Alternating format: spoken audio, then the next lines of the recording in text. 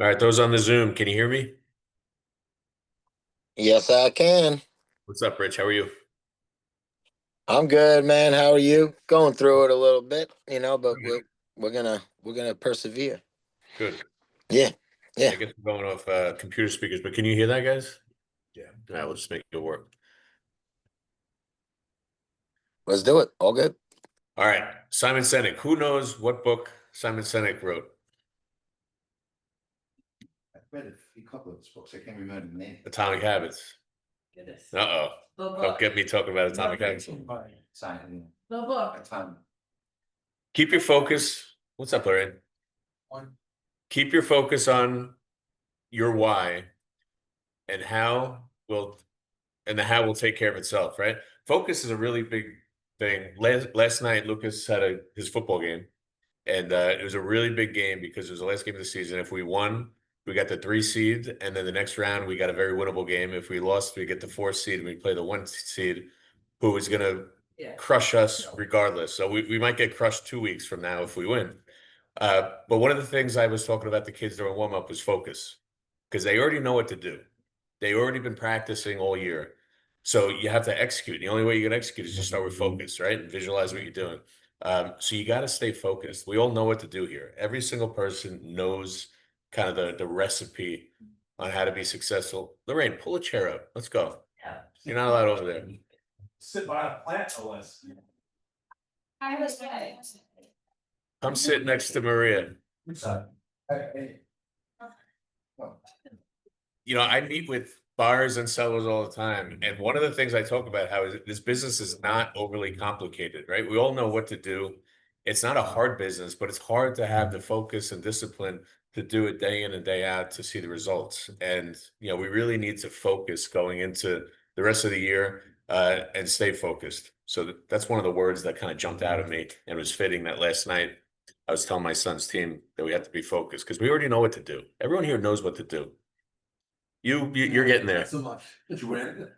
We won. We got the 3 seeds, so we have a very winnable game next week. And if we win, we're gonna get destroyed. Championship game. That won't be my message for the team, though. Trust me. Tell me something good. You already heard I won my son won his football game last night. Anyone else got anything good going on? Business wise, personal wise? Terrific. How'd you get that? Like a year or so ago, who's gonna sell, then he decided not to. Now he wants to rent the top floor of his house and live on the bottom. All right, cool. Hey, that's money. Yeah. Have you been keeping in touch with them, or you just got lucky? You left such a good impression. Good job. Good job with the follow-up, because a lot of times you wouldn't get that call if you met with them a year ago and you haven't reached out since. Anyone else? Joseph and I are going to a Dallas Cowboy game next week in Dallas. And Are you gonna miss your football game because of it? no, Saturday games. Who are they playing? The Cardinals. And it's gonna yeah, I'm taking my son, he's taking his 2 sons, and my mother and my aunt, who's a long-time Cowboy fan, is going as well. So it'll be a nice little crew. Yeah, so my aunt, who's coming with us, Helen, took us to a Cowboy game when we were very young. She basically bribed us to be football Cowboy fans, which wasn't very hard in the 90s. Taking me to Dallas and that 90s team. So it was a very easy decision. And then we've been suffering ever since. Did you see the Netflix special?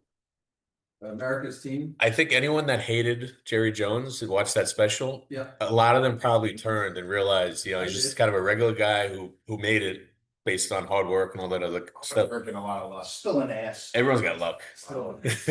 He unceremoniously fired Tom Landry the way he did. That was disgraceful. If you watch the special, you still might not like him, but you'll see him in a different I light. only saw the first episode actually because I've since forgot about it.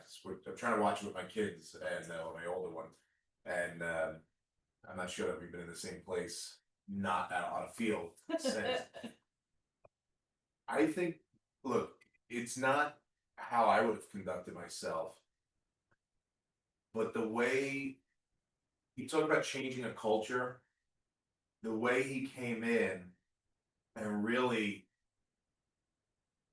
poo-pooed all of that culture was a huge shift. And I think it was more on purpose than maybe everybody realized. And even he doesn't admit it. No, I didn't mean that. It didn't work out the way I feel bad. I think it was exactly what he planned on. That on day one, the way it was done is no longer how it's done. We have a different way of doing things now. And like I said, it doesn't make him a nice person, certainly. But that's an unwinnable situation when you have a legacy That's person at the top. agreed. There's no good way to get through that.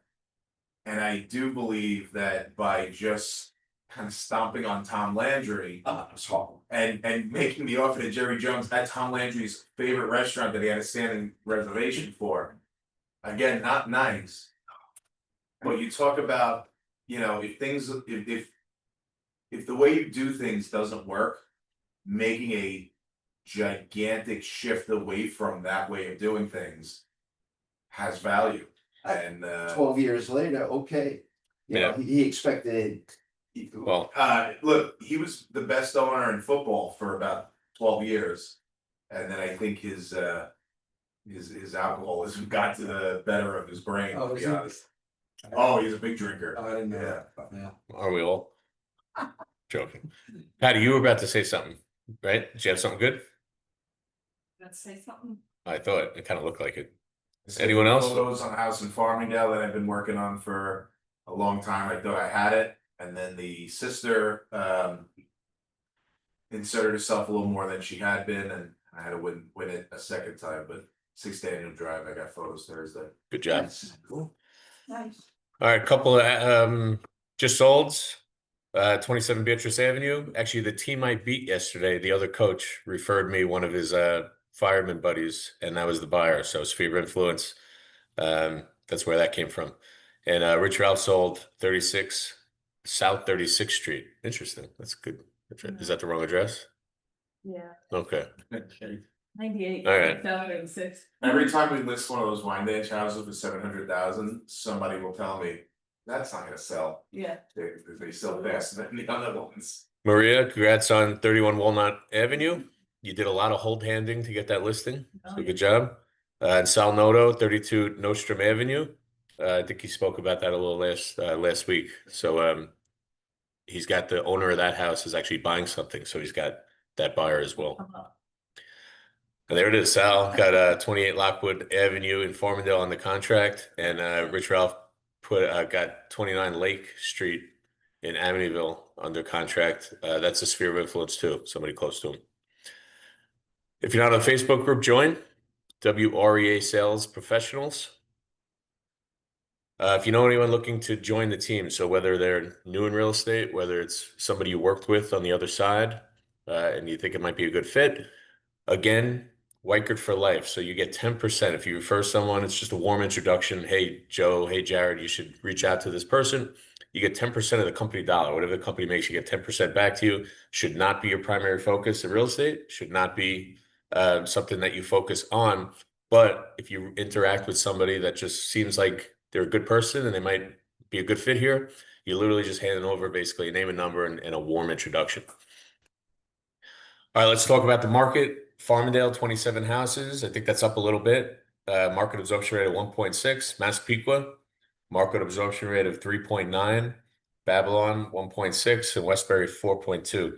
So what the market absorption rate is we look at what's available, the available inventory, and we compare that to the homes that have sold over the last 30 days. How many homes went under contract over the last 30 days? We divide those numbers, and it tells us how many months inventory there is at the rate homes are currently selling. So a neutral market is what? About 5 months, right? Where it's not a buyer's market, not a seller's market.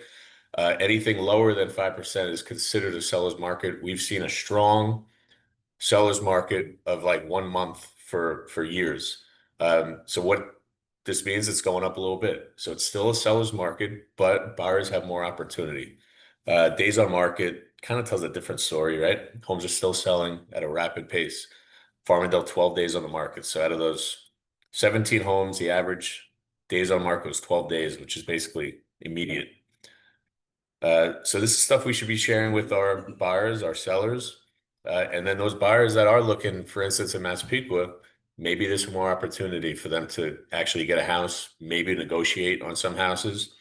So interesting stats there. We've seen other parts of the country, and Joseph spoke about this in prior sales meetings. Other parts of the country have seen us kind of sway into a more favorable environment for buyers. We didn't know necessarily if that would happen here, but for the most part, things will follow, and maybe we're starting to see that here. Is that Agna? Oh, yeah. 19 52 days on market. Maybe there's some outliers. 12 going into contract, you're gonna see some big swings in the statistics. Unfortunately, they're not always. Yeah, one or two houses could have maybe swayed that Right, and where they that's sat on the right, market for a while. Alright. Yeah. You see that with new construction too. A lot of times it's a new construction house, they'll put it up the day they get building permits and it's not built yet. So you might see those days on market significant. Yeah. We had 2 doors presentations this week. PR, if you have any good PR stories, we'd love to share them, get them out there. Helps with the Google juice, right? You're more searchable that way. Fast track, if you've done fast track before, you could always what we call audit it. You can get a free access to it, retake it. And if you do that, you can kind of cherry pick which topics you might want to do. You don't have to do all 9 sessions if you didn't want to. Yeah. I sent it out. It was a success track to. Success track. Yeah. So market calendars, we're doing what we call decision day. Okay, it's no longer planning day. We're doing our decision day, December 9th, 10:30. And then we're going to jump across the street to Vespa and get some lunch. So just give you a sneak peek on one of the topics in decision day. We're going to really focus on choices, right? So doing nothing is the easiest path, right? You wake up, you do nothing. It's very easy to do nothing. Being average is something that a lot of just humans do in naturally. We're just average, right? We do enough. But doing more requires more effort and purpose, but it pushes you to grow beyond what is average. So our goal for 2016 is to be better than average. Nick Saban, who knows who that is, college coach, he does a really good speech and he'll give it a lot better than I do. What's that? He may have, I don't know. He did write a book. Did he? Maybe that's Speaking circuit. Yeah. okay. It's on Ray's nightstand. Yeah, nice job. So one of the things he talked about in this speech, and you should definitely Google it, is about being elite. And he talks about the difference between average, good, and elite. And it takes a different type of behavior and a different type of mindset to actually be elite. So that's what we're going to focus on in 2026 is doing more, being better than average, and God willing, let's become elite. Okay. Jared and I's football coach, 10:30. Talked about I do it with the kids now on my team. You have some kind of a competition and half the team wins that competition, usually some kind of a drill. So the other group has to either, run to the fence and back or do 10 push-ups. And I tell the winners all the time, those guys are about to get a little closer to you. You better, if you want to stay above them, you better run too. You better do those 10 push-ups. It's not always about just doing what you needed to do. It's about making sure you do the other stuff so nobody else gains on you. Yeah. You ever hear work smarter, not harder? Yeah. What about work smarter and harder? Right. So ask yourself, what does average look like in your business today? And what would elite look like if you were fully committed? So that's kind of one of the topics, but we're also going to go over some much more like action items. What can we be doing? Joseph and I kind of like some of that, rah, change your mindset, but we only want some of that when we're doing these sessions and going to these conventions. We want more like how to, what can I do? What's the action items? So we're going to cover all that, kind of a top-down approach of being average, being good, being elite, but also action items of what we could do to actually do that. So yeah, December 9th, 10:30. I'm sure you guys all put in your calendars already. Did you? Nice. All right. If you did want to audit that fast track, you go to Weichert Events. If you already paid for it in the past, you would email me and then I would get you signed up. And then Wednesday webinar is coming up. Tomorrow, scarily good listings, attract buyers and close fast with boxbrownie.com. It's an approved vendor. We have transforming local data into social media success with the RPR scriptwriter tool. That's something you have access to through the dues RPR. Leveraging easy lead with to maximize engagement and return on investment, part 1. And then the all new RPR mobile AI CMA. So I don't know much about that, but it sounds pretty cool, right? Could be a tool that you use in your business. And then to your point, Success Track, that's a quick hour of just a Weichert overview. It's got some rah-rah, got some action items. You go to weichertevents.com, you can register it. It's no cost. And that guy, Sean Stovall, does it. And Albert finally met him. He's still not going to take Success Track, but Friday, 1 o'clock. Friday 1. Thank you. If you haven't subscribed to our YouTube channel, do that. The sales meetings uploaded on there, as well as kind of some training sessions that Joseph and I think we find useful. We record them and post them onto the Agent Success Hub. Work it, live well. So we belong to this group, and through the group, we could buy insurance, pet insurance, eye stuff, all that good stuff. So if you did want some more info on it, they do monthly webinars and contact information you could reach out to.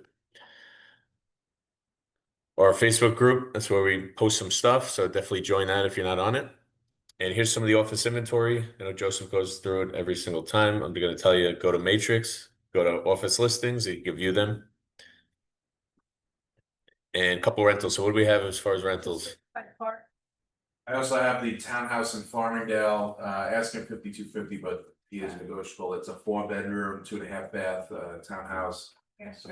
Stratford Green, 28, tennis courts, signed parking. How much? 52. Wow. They'll get 4,900. Open houses. So Bruce, you sat in on an open house, you shadowed it. You want to give a little summary? Yeah, it was pretty busy. I think at one time, I was characterizing it, you may feel the same way, we had 10 people walking through the house besides us. There were 5 or 6 groups, there were a couple of investors, there were a bunch of people that were represented, a couple that weren't. The ones that weren't made a ridiculous low ball offer. I'm gonna get back to them today, but Marie's gonna show me how to write that up, so at least that's the official process. I emailed her over the weekend, just to let her know that we're working on it. But it was a good experience. This one was quite busy. Awesome. Because he had come to Patty's of mine at the co-op and great night. That was not busy. Yeah, There was more people like just looking for something to do on a Friday night, yeah. it was actually fun. It was very much like going to like the sales conventions that I used to go to.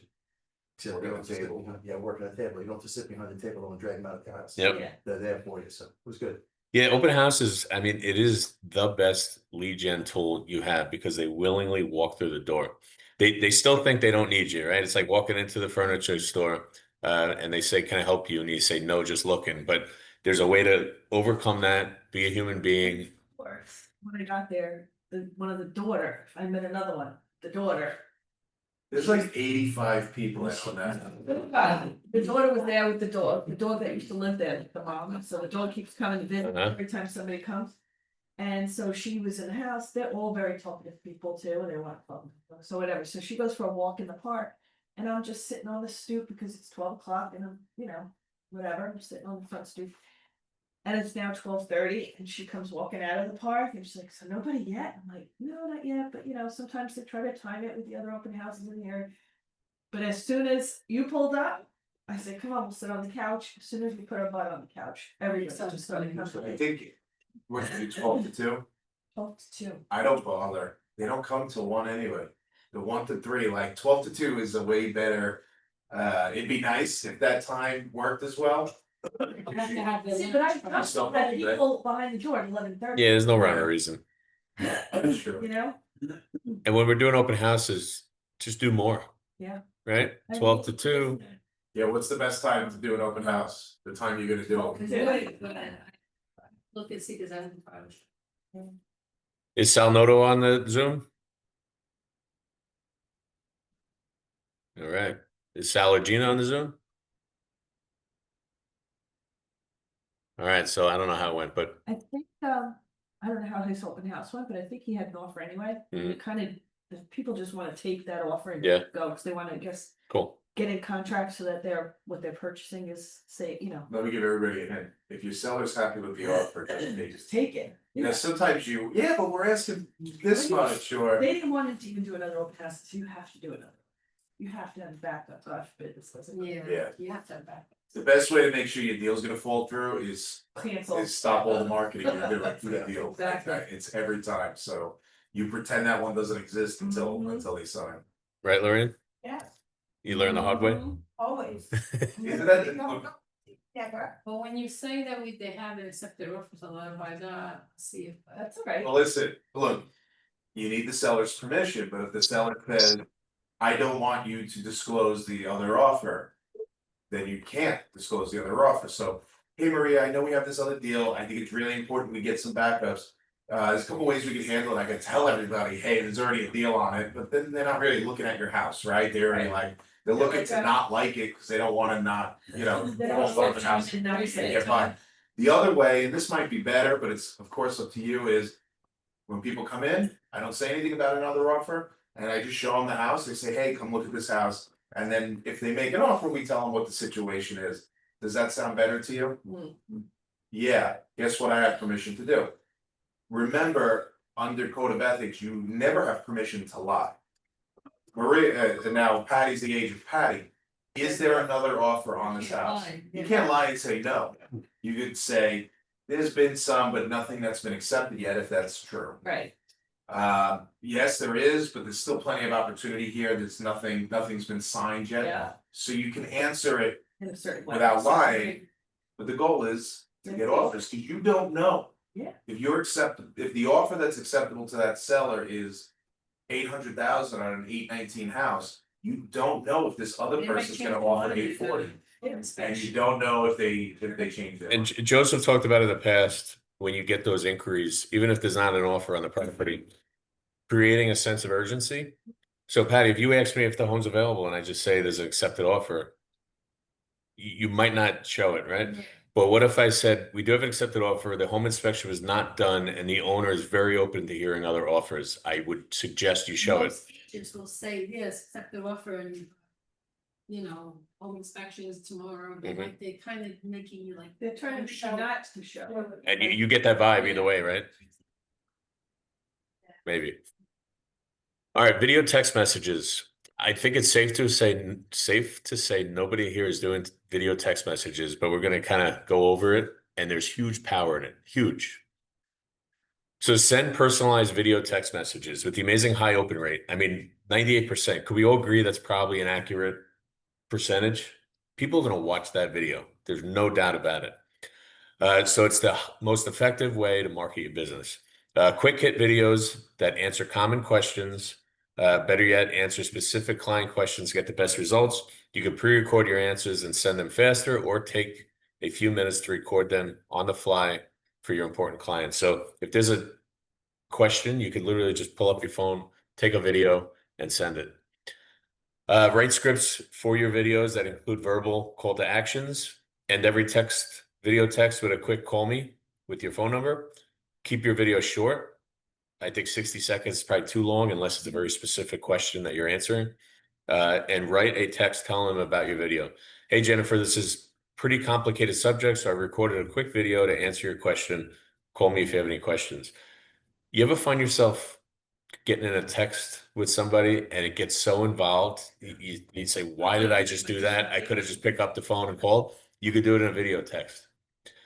You could send video text into segments in your database through apps like BombBomb.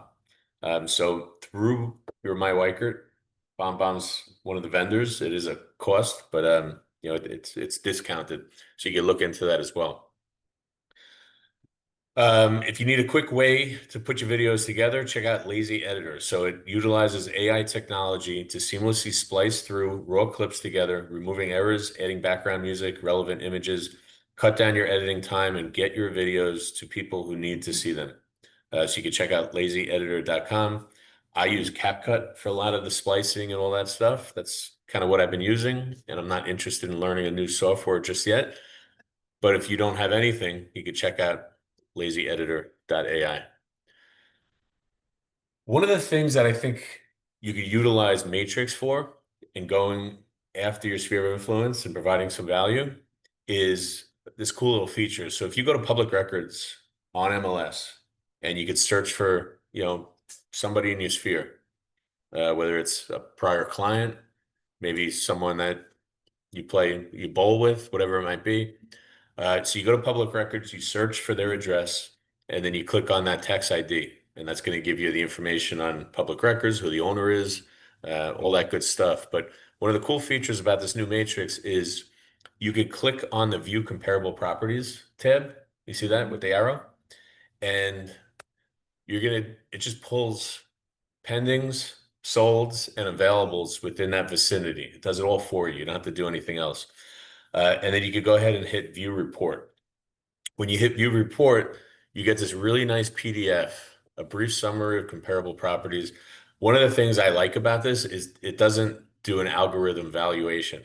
So, the system could, if you wanted to create a value, you could, but this doesn't have the value of the home. It just has comparable I did that sales. for 30 Did you? my book. It's a really cool feature. It's a really nice report where it looks like you worked really hard and not clicked 3 buttons. And it has a lot of good information. So the map view is really cool too, where it shows the subject property versus where those comparables are. I think it could, yeah. I don't, That's why I printed it myself. I was doing the pricing, yep.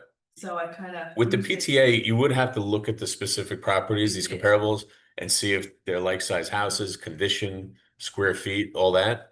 But this is a great deliverable. Like third tool, like, Mhm. I did it the conventional way, and then that was the last one. Let me just go in and see Yep. what MLS has to offer. This is something I would definitely take to a listing too. Yeah, Um, I had it with me. but the PTA for me is always enough. They never ask for more. But I've sat with a lot of agents, Maria, we just had that with, and they have questions about either other comparables or, they want to ask more. They want more than the PTA. One of the things I have done, and it takes too long to do, is the MLS CMA, which is Yes, what most agents are using. But I have brought that with me to to the doors presentation, the listing presentation. And I say something like, hey, you may have, especially if they're interviewing other yeah, you may have agents. seen this. Hey, you may have seen this. What I find is though, it's not very good, and that's why I go much deeper. And here's the summary of my findings called the price trend analysis. What I just did was call into question what more than likely the 2 other agents they interviewed did. Yeah. And it without saying the work they did has no value to me, because if you said that, You sound it doesn't petty. come across great. But I just said that without saying it, so I think this is a much faster way of getting to the same place. And that's great for when you're getting, interviewing for the job and have a listing or a potential listing. But one of the great prospecting tools is what we call an unsolicited CMA, right? Where they're not actually asking for it, but you say, hey, here's a CMA. If you're looking for a more detailed valuation of your home, invite me in for 10 minutes. I'll take some notes, all that stuff, right? But that's time consuming. To Joseph's point, doing a full CMA is very time consuming. So this is an easy way to reach out to your sphere, actually mail this report with a cover page, something like this. So a quick note from Jared, I put together a snapshot of homes that are active, pending, and recently sold in your area. It's a great way to keep up with what's happening locally. Just keep in mind, this isn't an official value of your home. If you're curious of what your home might be worth, whether just to know or just because you're thinking of selling, just text me. I can put together a custom valuation for you. And if you know anyone who could use some help buying or selling, I'd really appreciate the referral. That's how most of my business grows. And then I got a little video from YouTube of Joseph and I just talking. The guide, so that booklet that we see, we have the digital version. I have a QR code to that buying and selling guide, and then to my website for an instant valuation. So I think this could be a good tool to utilize that unsolicited CMA to your sphere. In Katie Court, don't you get sometimes, listing value, like people requesting valuations? Yeah, so So you could use the CMA thing that you're talking about, send that that's digital. as well. I'm saying snail mail. This is a good tool for snail mail. So in my Wykert, if you have somebody and you know their address and they're an owner, one of the things is market reports, right? Where you just put in a zip code and it sends market reports at a frequency you want. Once a month, I think twice a month, every week. You could change that on the frequency you want. But if you put in their home address, it's slightly above where the market reports is or slightly below. It's right there. You could put in their actual address and then it'll send an actual valuation, an automated valuation of their home. Again, once a month, once a week, or twice a month, depending on what frequency you want. So if you're doing this unsolicited CMA via snail mail, you should absolutely put in their address into my Wykert so that way they get that as well. And these are all presumptive closes, right? They're soft closes where if they are looking to possibly sell or get a valuation of the home, hopefully, boom, you're the first person that they think of. So this is just a Canva thing I created. If you want the template, let me know and I'll email it out to you and you can check it out. So it's a great way to leverage your sphere of influence. So use the cover page, use that template through public records, and maybe send out 5 per day. You should definitely follow up with those people as well. So a week later, check in, confirm they received it, ask if they have any questions about the home's value, and continue to stay in touch with the monthly touch. I think a lot of people are not reaching out to the sphere of influence because they don't know how to get started. So your phone book, just start with A and take the first 5. Just do Yeah. it. And then just go. From what? Start from Y. Start from Z. Start from wherever you want, but maybe do 5 a day, and it's a great way of starting your sphere of influence touches. Derek Lipsky, he's a really good realtor out of Boston. Mhm. He's got a whole. That's what he does, picks like 4 or 5, stops. And guy's successful. Yeah, this stuff works. You wouldn't be talking about it if it didn't work, right? Yeah, it's gonna waste. As I said, this business is not overly complicated. You just got to do it. If you did that all year long, how many listings you get out of that? 20, 25. Oh, Well, that's ambitious, but maybe. yeah, you must have taken a lot out. You're making a call every day. Well, 365 days a year, it's like 1,500 people, so 20 is not a decent song. Probably, 20 is probably unreasonable, but. I had 3 to 5 in my head, but could we all use an extra 3 to 5 Well, listings? but if you do the PTAs and the calls and the All of it. ads and the open houses. Well, that's different. That's a whole thing. The reality is, how many listings do you need right now? In a year? If you had 12, if you had 1 a month, would you be like, you know what? That's awesome. Yeah. So It's If you 2023. 6 different things that got you 2 listings, you got there. All of a sudden, it doesn't sound like that much. Yeah. So your sphere of influence can be the easiest and most consistent source of referrals. Have a plan, stay top of mind, right? I've said this in the past. Who here, and you don't have to answer the question, who here has a written business plan on what to do with your sphere of influence? From last year, we're 2 months out from this year, next year. So it should be by design. Whatever you're doing to reach out to your sphere, it should be by design. It should be a plan that you do, and you know what you're going to do the week forward, the month forward, next month, etc. All right. So is the housing market going to crash? Now, here's what the experts are saying. So the data doesn't point to a crash. It points to a slow, continued growth, right? We've seen rapid appreciation after the pandemic. And then when things slowed down, which means homes still continued to increase in value at about 7 to 8% in Long Island, everyone said the market's going to crash. No, that's pretty healthy appreciation, 7 to 8% year over year. So prices may rise in some markets more than others. Some may have small short-term declines. We've seen that in other parts of the country, and home prices are expected to rise over the next 5 years. Are we pretty much in agreement on that? So forecasts show prices will rise through 2029. You see 2006, we're looking at maybe nationally a 2% increase, then a 3%, then a 3.5%, then a 3.5%. Again, year over year in Long Island, we saw about 7 to 8% appreciation. So homes are still continuing to go up. And what do we think is going to happen when rates start continuing to trend down?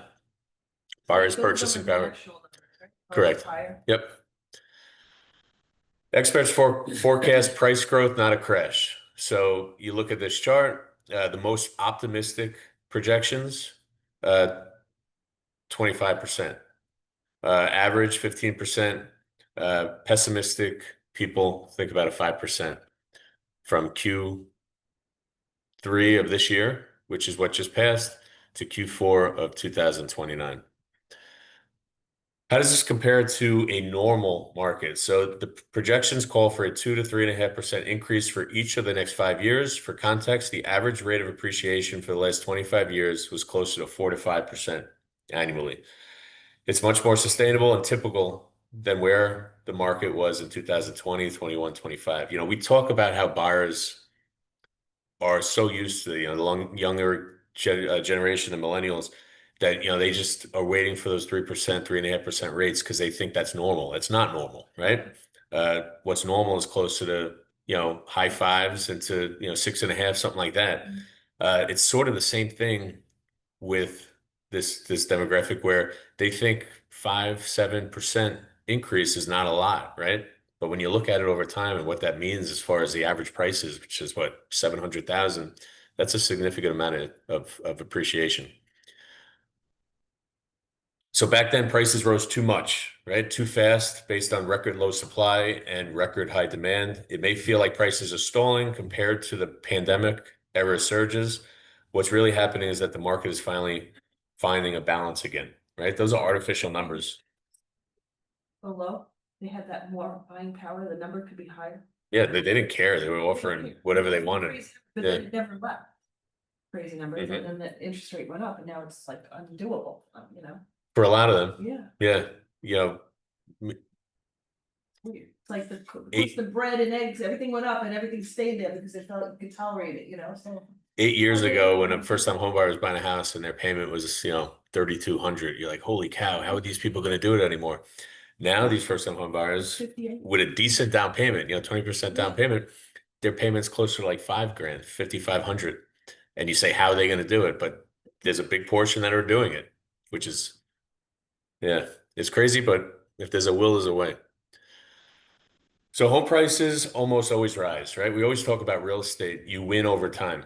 It doesn't matter. Real estate, you win over time. The main reason we're not heading into a repeat of 2008 is simple: supply and demand, right? There's only so many houses, specifically in the Northeast. There's no more land in Long Island. Rich here, he does some spec building here and there. He could subdivide a lot, but that's not going to take care of the supply issue or the demand issue. There's an ongoing shortage of homes for sale, keeping upward pressure on prices nationally. There's a lot of speculation next Tuesday that there's going to be a new mayor in New York City. And some people are saying that people are going to be coming out here. And I think that might be something as well. So that might continue the supply and demand problem. It doesn't win. Yeah. I'm surprised the memes haven't even started yet. They're coming. It happens every 4 years too. I mean, it's funny to talk to the guy, Mark, who's been in real estate 50 years now. He goes, every 4 years, somebody's not happy about something and they want to move where they live. It's just, And there's stats on that on national elections. The housing market, That limit. the activity kind of stalls, and it's irrelevant on who wins that election. Once it's over, the activity continues. That's why experts across the board can confidently agree we're not heading for a price collapse, but for a steady long-term appreciation, a normal market. Over the past 50 years, there's been plenty of economic events that have impacted the market. And one thing that's consistently been true is throughout time, the housing market always recovers. So bottom line, if you've been waiting to buy or sell because you're worried about the crash, it's time to look at the data, not the headlines. How many buyers were waiting to buy for rates to come back down to 4%? And they're still waiting. They're still waiting. prices are 10% higher. They probably price themselves out of the market by waiting. Yeah. we used to have that Excel sheet, remember the cost of waiting? And it went over a comparison of lower prices and higher rates. And then fast forward a year or two of lower rates and higher prices. And the first scenario of lower prices and higher rates, the payment was significantly less than lower rates and higher prices. So there is a cost of waiting. To The minute you. higher rates and low prices. The minute you're ready to buy a house, go shopping. Yeah. The best time to buy a house was yesterday, the next best day is today, tomorrow will be worse. It's. You saw it more when in the beginning of my career. People, I want 20% down. But you got 5% down, you should buy a house now, you can. No, need 20%. A year later, I'm up to 10%, I'm getting there. Put it down. And then a couple years later, they were back to 10%. Well, did they spend the money? No, the prices went up. Going up, you're And then 10%. they never were gonna catch up. They were so adverse to PMI for whatever reason, it's kind of a thing you read about, and that's something grandpa tells you is, make sure you have 20% down so you don't pay the PMI. And you ignore the opportunity cost that way.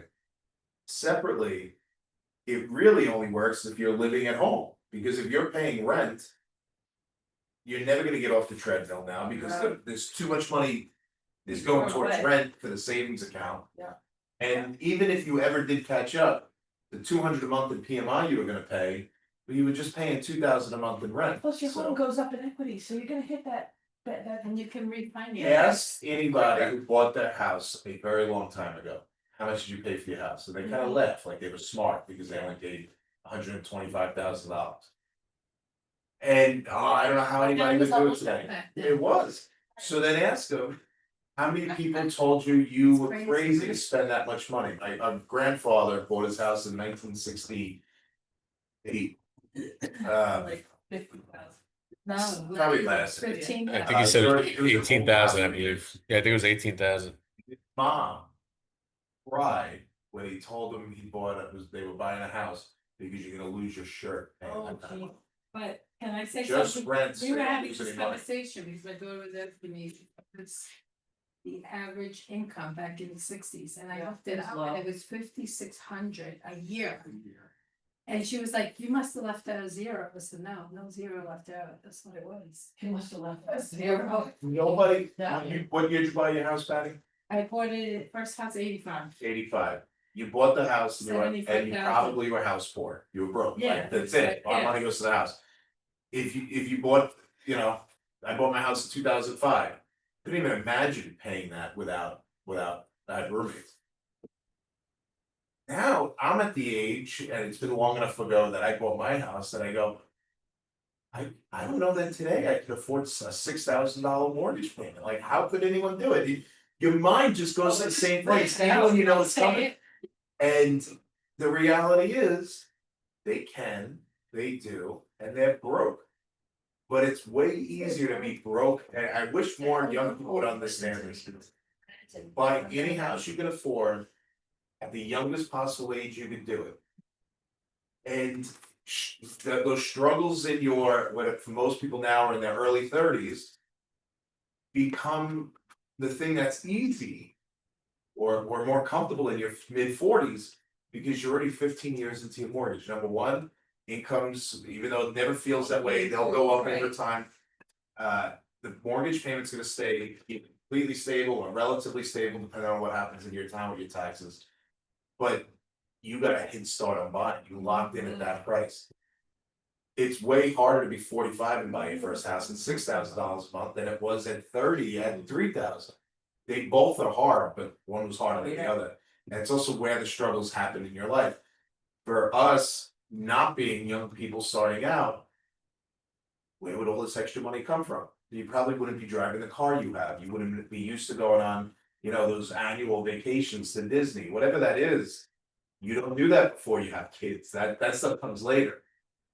So if you can't afford a house in a town you wanna be married and have a family in, buy one where you can. If that's in Amityville or Wyandanch, great, congratulations. because that house will continue to appreciate.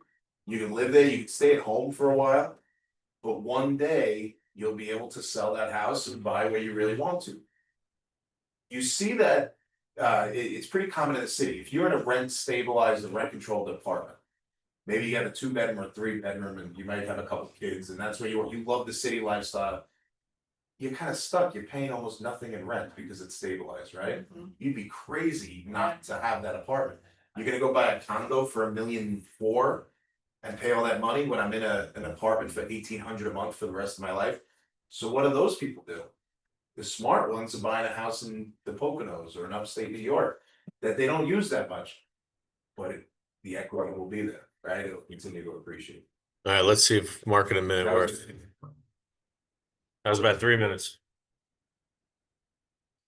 Hello, you are Mark, and I've been thinking.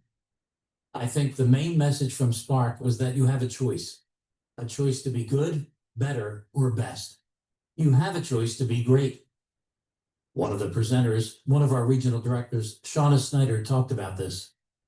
In her presentation, she discussed how to unlock greatness.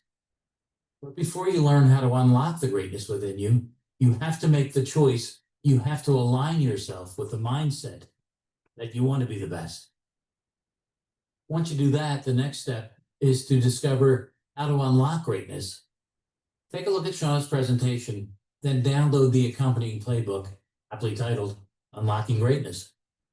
It's an easy to grasp, step-by-step guide to becoming the best that you can be. Both can be found under the Spark tile on Whitehurst University.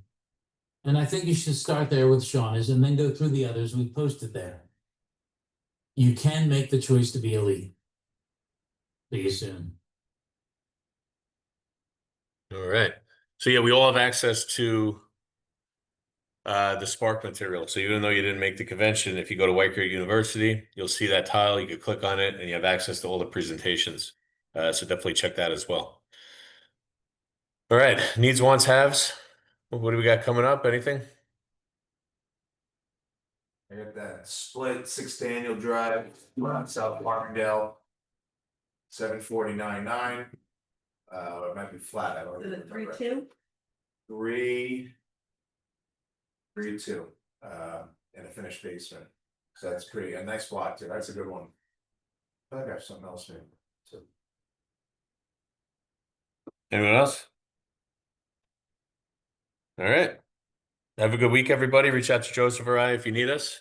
And definitely make sure December 9th is in your calendars. If nothing else, you get a free lunch at no. You come here for the planning day. All right, have a good day, everybody. Thank you.